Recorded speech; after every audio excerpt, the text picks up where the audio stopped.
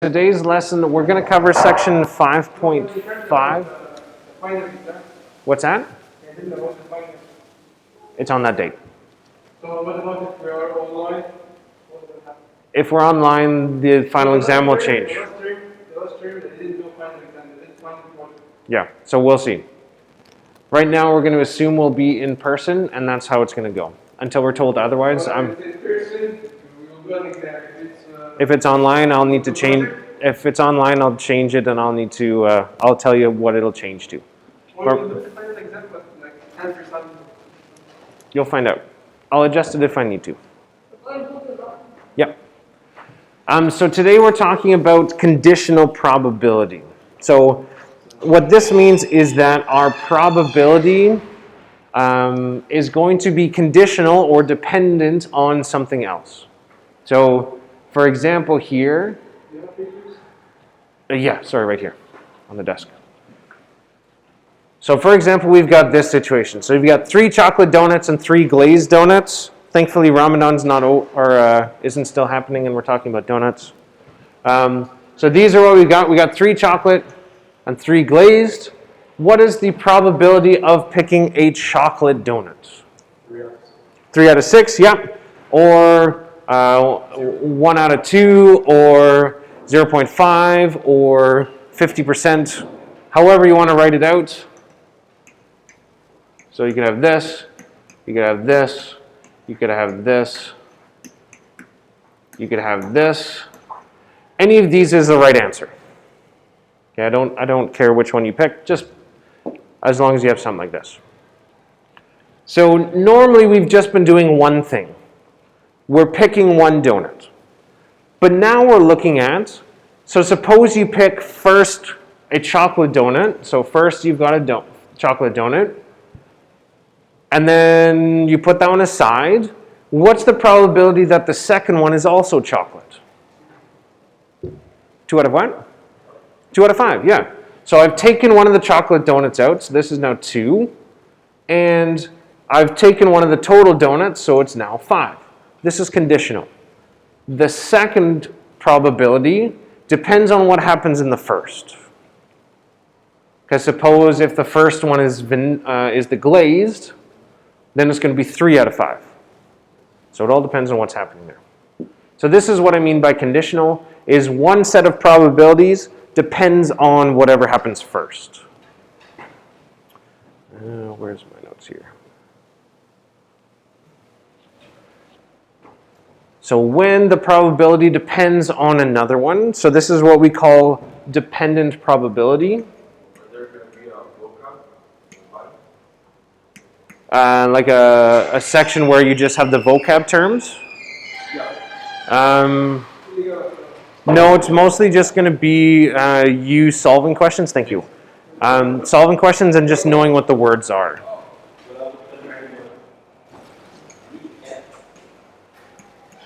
I will need to, once we're during the final exam review, I will tell you what questions to expect on the exam. I'm pretty sure I don't do vocab and definitions and stuff, but I need to double check.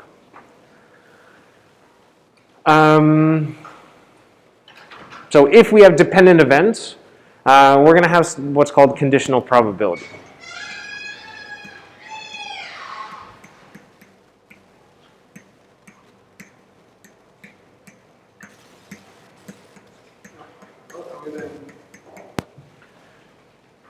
So your probability is conditional on what happens in the first event. So there is an equation for this. It might be confusing when you see it. I don't often use the equations when I teach this, just because the equations can be more confusing than if you just know what it is in words. But I'll show you what this looks like, because you'll see this in the textbook. So the probability of event B occurring, and then a straight line up and down. This means given that A occurred. So just as a note here, this line means, or you'd say it as given that. So probability of B given that A. So probability of event B happening if event A happens. So this is going to equal the probability of, what did I put, A and B over probability of A. So write this down. If you want to use this equation, you can. I'll show you just how to logically kind of work your way through it, if you want to. So in words, because often this is a little confusing and it's nice to actually see it written out. What this says is the first part here is probability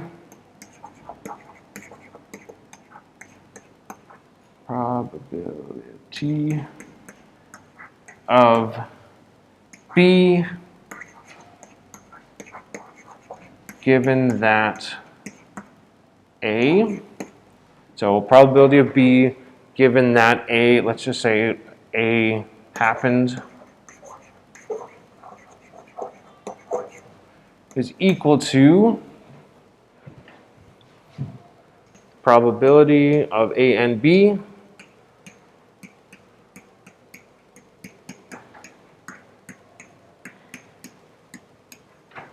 divided by probability of A.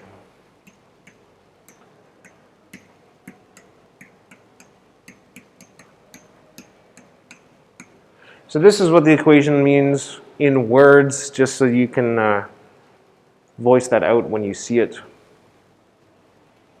But like I said, this is a lot easier to figure out once we actually get into some examples.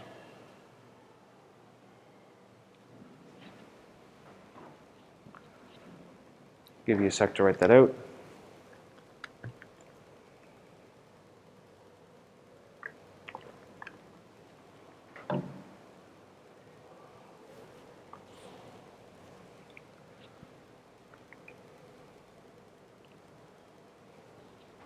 So let's try this question. We've got a computer company that says that in a box of 100 microchips, 3 are going to be defective. And we are going to pick 2 of those chips out, and we want to know what is the probability that they will both be defective. So let's think of what this is. So first we need to figure out what is event A and what is event B, so we can relate it to our equation. So event A, if we want both of these things to be defective, event A is your first chip is defective.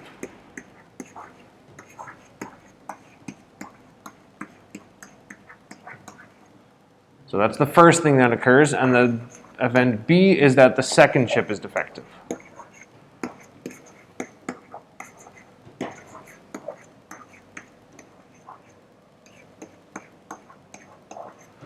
Can you see how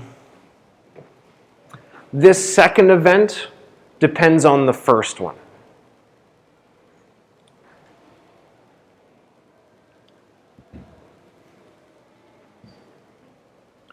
Because if I take out one chip, one microchip from the box, I now change the probability.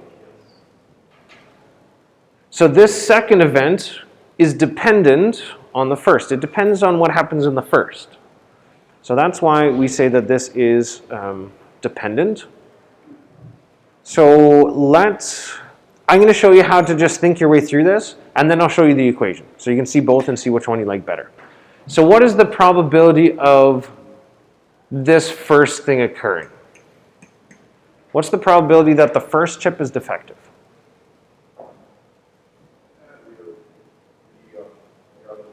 3 out of 100, yeah. There's 3 microchips that are defective. There's 100 microchips total. So probability of A is 3 out of 100. Probability of B, given that A has occurred, meaning I've already picked out one chip, what is now the probability of this second one being defective?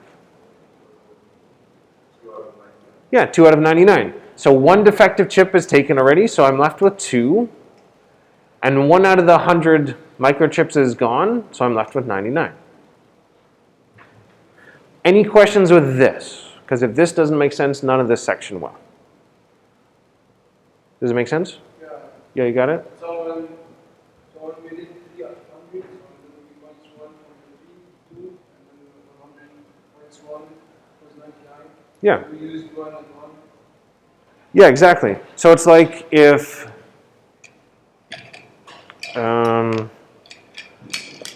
let's say I've got like these 3 markers and a highlighter in the cup here.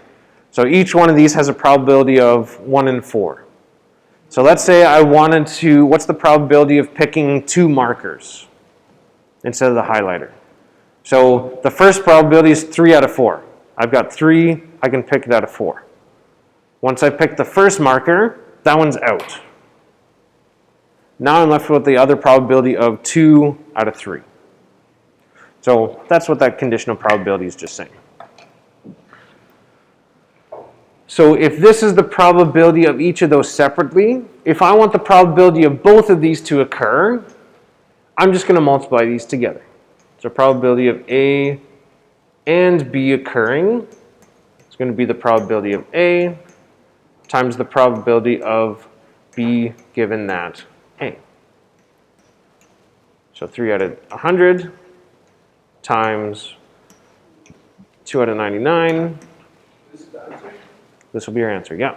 So this will give us 6 out of 9,900. You can simplify this down. You can turn it into a fraction or a decimal. You can turn it into a percentage, but it's fine if you leave it like this. And that's going to be your answer.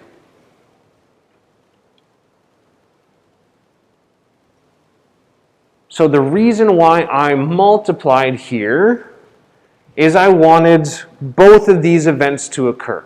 So if you remember from a previous section, we said if you want this and this, you're going to multiply. If you do this event or this, you add. I think this was last unit we talked about. So we want the first chip to be defective and the second, so that's why we multiply. That's thinking about it logically, but it's also just the exact same as this equation.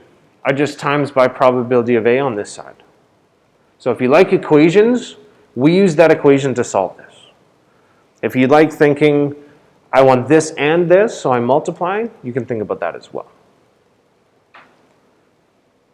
Any questions on this? Or that makes sense?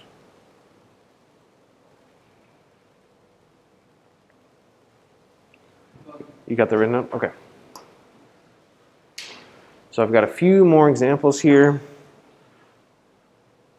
So did you post the quiz for? Pardon me? Did you post the quiz Which quiz? for chapter 5? The mid-chapter quiz? Yes. Which one does the quiz like 5.1, It's 5.1, 5.2, and 5.3. I think I did not post it yet. I'll mark that on my to-do. Post Foundations 12 mid-chapter quiz. I think I forgot to put which numbers to do for that. So I'll post that up. So let's look at this one. So Nathan asked Rael, I think that's how you pronounce it, to pick a number between 1 and 40. Rael picks a number and then says that the number he picked is a multiple of 4. So we want to know the probability that Rael's number is also a multiple of 6. So this one sounds confusing when you read it. We're going to make it easier by looking at a Venn diagram. So we've got here a universal set. Our universal set is going to be all the numbers from 1, 3, ... all the way up to 40. This is the universal set. He says that the number he picked is a multiple of 4. So let's say this section here is a multiple of 4. and this is a multiple of 6. So 4, 6, just so you can recognize it. We want to know what's the probability in the middle. So we are first told, wait, let's look at this. So we can write out the numbers. So all the multiples of 4 and 6, we can fill this out. So just take a sec. So 1, 2, 3, 4, 5, 6, 7, 8, 9, 10, 11, 12 would be both. 13, 14, 15, 16, 17, 18, 19, 20, 21, 22, 23, 24. It's going to take a while. I'm just going to look at my sheet. So 4, 8, 16, 20, 28, 32, 40. In the middle is going to be 36 as well. And then 6, 18, 30. And then all the rest of the numbers are going to be on the outside. I'm going to be lazy and just write the rest. So the rest are going to be out here. So we want the probability that, given that our number is a multiple of 4, we also are going to have a multiple of 6.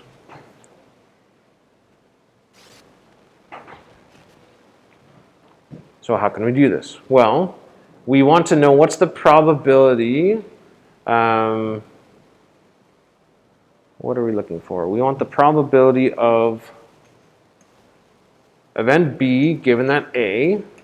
So the probability, and we said, so event B is multiple of 6. Event A is multiple of 4. So this one, we're not even going to look at the equations. We're just going to look at our Venn diagram. So given that we have a multiple of 4, what's the probability that it is a multiple of 6? So we first need to look at, given A, we have this.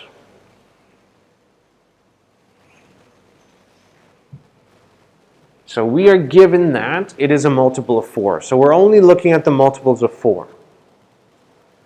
Given that we have a multiple of 4, how many of those are also multiples of 6? 3. So I'm going to have 3 out of how many? 1, 2, 3, 4, 5, 6, 7, 8, 9, 10.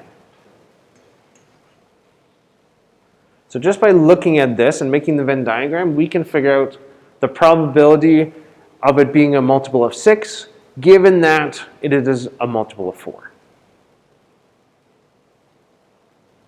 Again, you could figure this out using the equation, which is just probability of, using this, so probability of A and B divided by probability of A. So if we did that, the probability of A and B, so it's going to be 3 out of 40, because all of them are 40. The total probability of getting A, which is 4, so that's 10 out of 40. You'll notice the 40s cancel, and we're left with the same probability. So whether you do the equation or just look at the diagram, both can get you the right answer. Either one's fine. Nope, just one. You can pick whichever one you want on the test. If you draw the diagram and do it this way, perfect. That's 100%. If you want to do it this way, again, 100%. How do they do it? This one? This was the equation I gave on the previous page. The probability of A and B is just, how many is A and B? 3. So this equation, without the Venn diagram, Yeah, so you could do this without the Venn diagram. is it easier? Depends on if you like Venn diagrams or not. If you like Venn diagrams, I think this one's easier. It's easier to visualize it. Just some people prefer equations. Most people who take this class usually don't like equations. They like to think their way through it. So that's why I like this one more. But if you like equations and you're good with that, this is pretty straightforward. But whichever one you want, that works.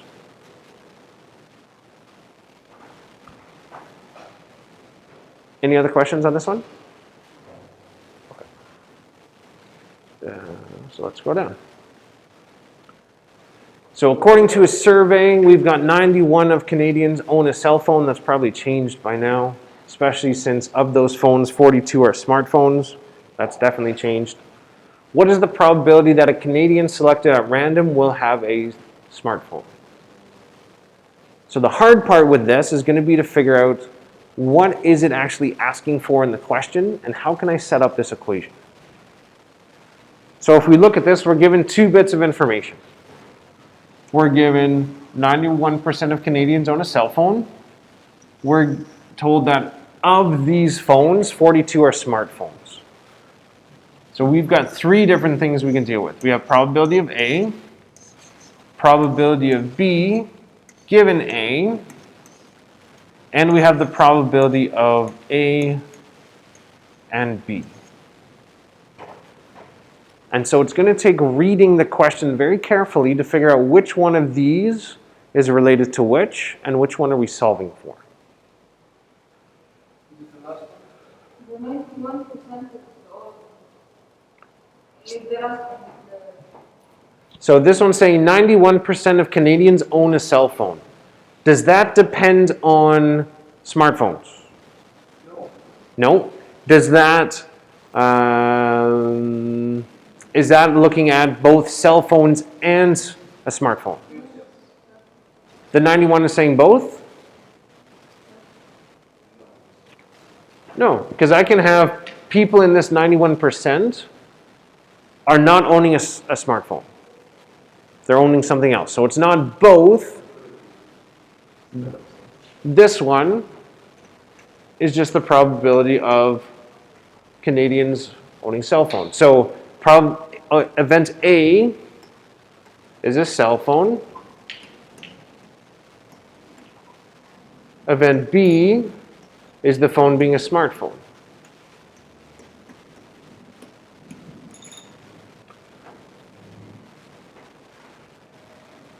And the next 2 are quite tricky.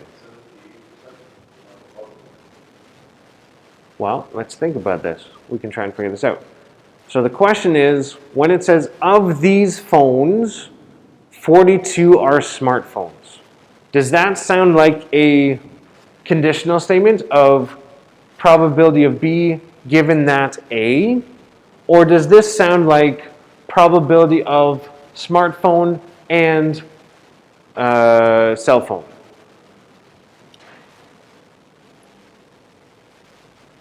So this one is for cell phone and smartphone. Second. The second one. Because it's saying, it's giving this statement. It's saying, of these phones. So it's saying, given that there's a cell phone, you have this. And so this phrasing is going to be really hard to recognize in a question, and that's going to take practice. It really is. Because then this last one, the probability of A and B, it's saying, what's the probability that a Canadian selected at random will have a cell phone and it's a smartphone? So this is what we're looking for.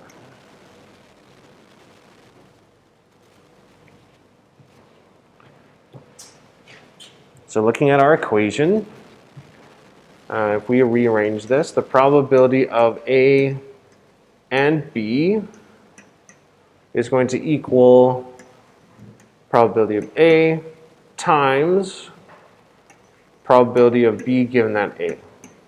So again, probability of both of these occurring is just the probability of A times the probability of B, and that's a conditional statement. So it's going to be 91% times 42%.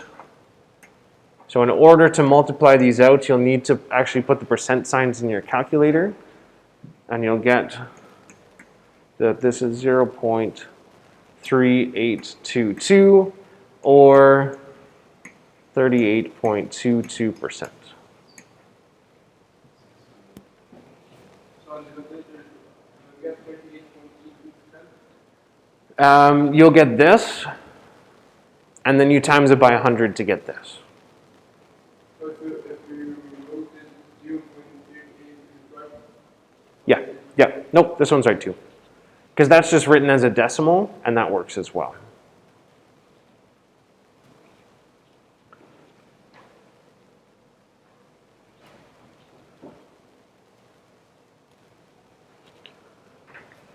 Okay, the next one here I think is probably one of the trickier kind of questions you might see. But the nice thing is that the method of solving it's going to be the exact same no matter what. So we've got an ultimate frisbee team. They have a 60% chance of winning on a windy day and a 70% chance of winning on a calm day. So depending on if it's windy or if it's calm, their probability of winning changes depending on that. And so we have a 40% chance that it will be windy. We want to know what's the probability of the team winning. So the key things that you'll note with this is that we have conditional statements. We have winning depends on if it's windy or not. And we're told the probability of it being windy. So the way we're going to set this up is going to be a tree diagram so that we can see what's going to happen. So in looking at this, let's try and think about it this way. Which event depends on the other event?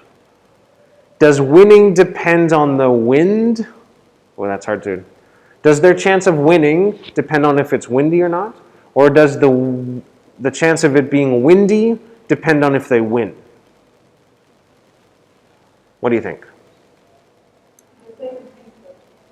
That the wind depends on them winning. So that would mean, let's see. So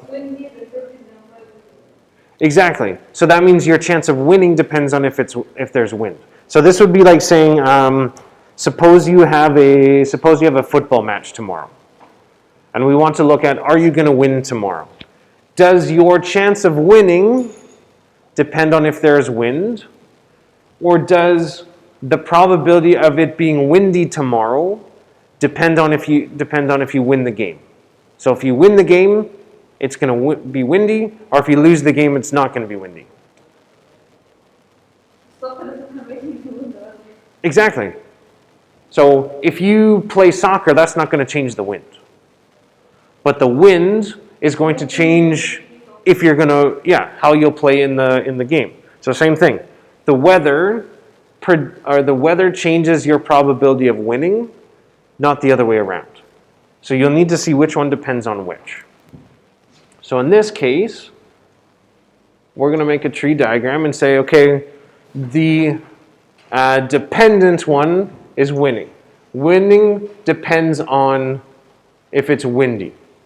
So we first need to figure out what is the probability of it being windy or calm.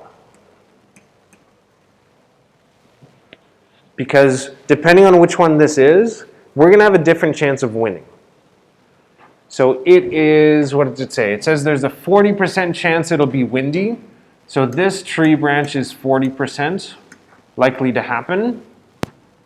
So what does that make the probability of it being calm? 60. So we need to make the... Well, we're gonna keep going down here. So if it's windy, so we're on this path, we've got two options.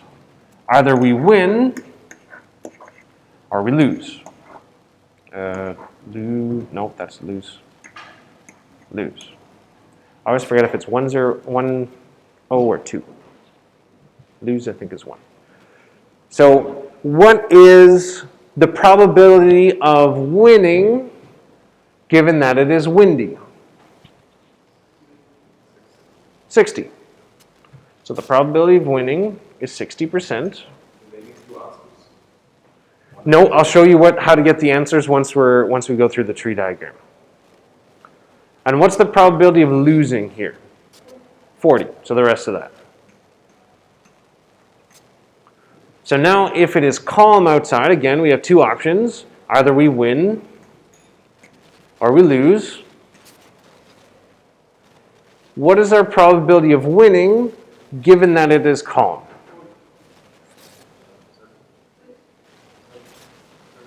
%70 chance of winning on a calm day. So winning is 70, losing is the rest of that, 30. So we've got a whole bunch of probabilities. If we add them all up, we'll get way more than 100%. So we're not going to be adding anything, not at the beginning. So we want to know what's the probability of them winning. So I will win in two cases. I will win if I'm at the end of this branch, and I will win if I'm at the end of this branch. So I just need to figure out what's the probability of winning here, and what's the probability of winning here. Yeah.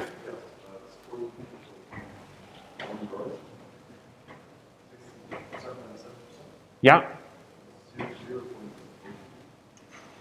0. You said 0.42? Okay.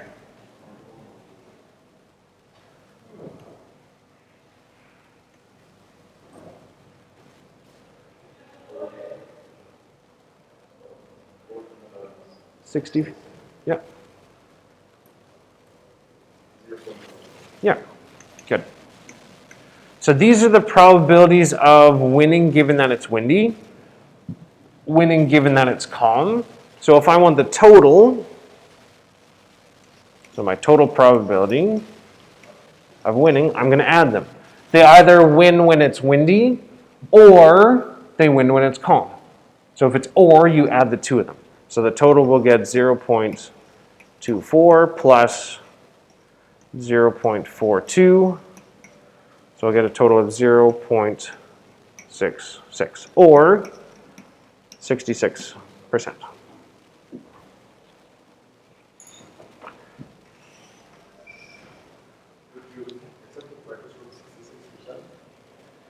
Like after this, getting to 66%, or at what point? I didn't show my work. Yeah, so I will need to see at least some work. So going like this and then showing me the total down here and then saying you add those to get this, that's good enough for work. As long as I can follow your process, that's fine. For instance, if I did not, if I didn't show this or this, and you just wrote that, I wrote 40, 60, and 67 because 40 and 30 almost.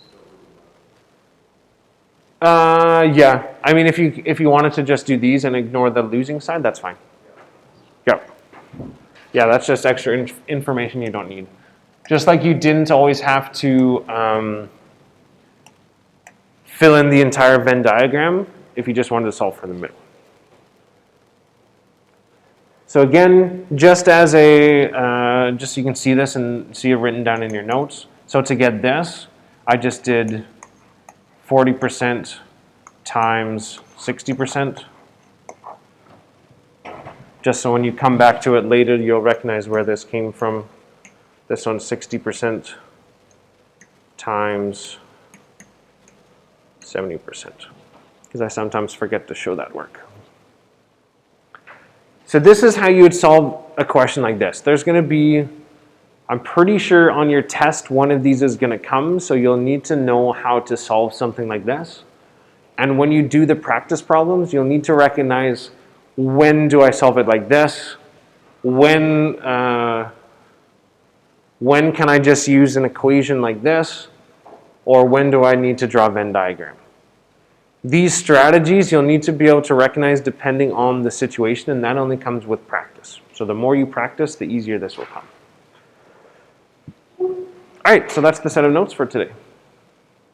There's another